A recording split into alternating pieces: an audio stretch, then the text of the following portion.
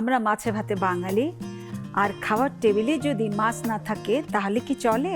আজ আমি আপনাদের জন্য নিয়ে এসেছি রোজ ব্র্যান্ডের পোয়া মাছের একটি রেসিপি। আর মাছটি যদি হয় রোজ ব্র্যান্ডের পোয়া মাছ। রোজ ব্র্যান্ডের মাছ, স্ন্যাক্স ও ভেজিটেবল বাঙালি গ্রোসারি সহকারে অন্যান্য গ্রোসারিগুলোতেও পাওয়া যাবে। চলুন দর্শক দেখে আসি আজকে আমার পোয়া মাছ রান্না করতে কি কি লাগছে।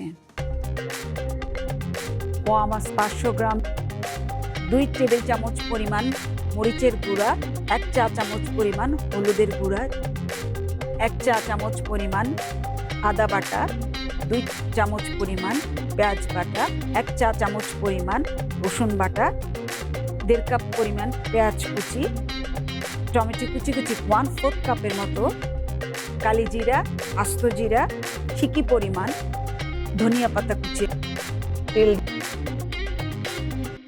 আমি নিয়েছি আজকে রোজ ব্র্যান্ডের 500 গ্রামের পোয়া মাছের একটি ব্লক।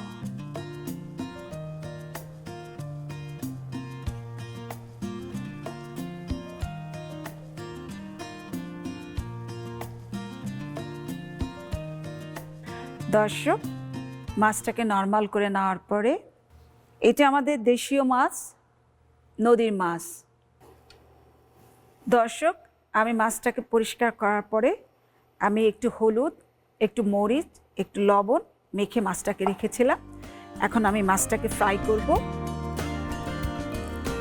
আমি চুলা জ্বালিয়ে দিয়েছি, এখন আমি একটু তেল দিব।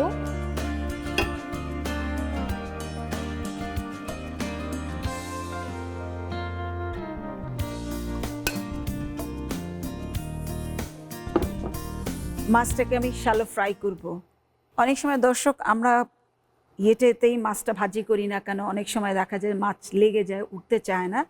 তখন মাছ দেওয়ার আগে আপনারা যদি তেলের মধ্যে একটু লবণ ছিটিয়ে দেন তাহলে মাছটা খুব সুন্দর করে ওঠে। আরেকটা জিনিসও করতে পারেন আপনারা ইচ্ছা করলে, যদি মাছ কখনো দেখেন নরম হয়ে গেছে, তখন একটুখানি ময়দা নিয়ে ময়দার সাথে জাস্ট 2 পিঠটাকে এইভাবে আর এইভাবে দিলে মাছটা সুন্দর করে ভাজাও হয়, একটু মুচমুচেও থাকে, প্লাস কড়াই থেকে খুব সুন্দর উঠে আসে।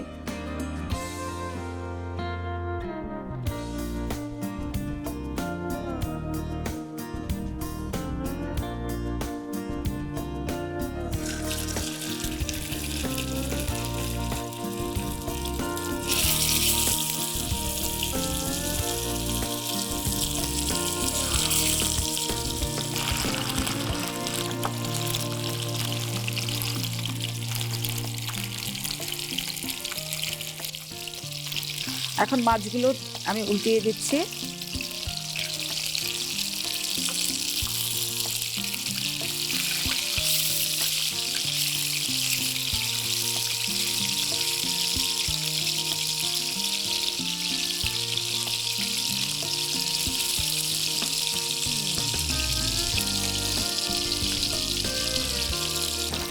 দর্শক, আমার মাছগুলো ভাজা হয়ে গেছে, এখন আমি তুলে ফেলছি মাছগুলো।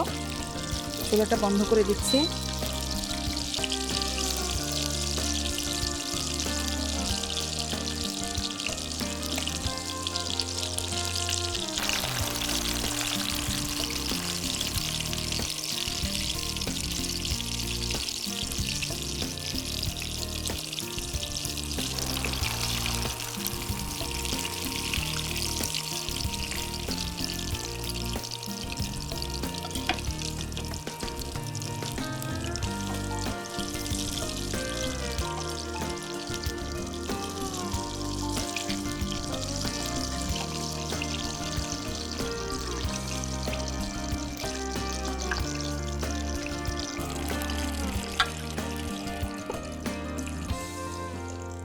দর্শক, নন্দন বিজ্ঞাপনে যাচ্ছি।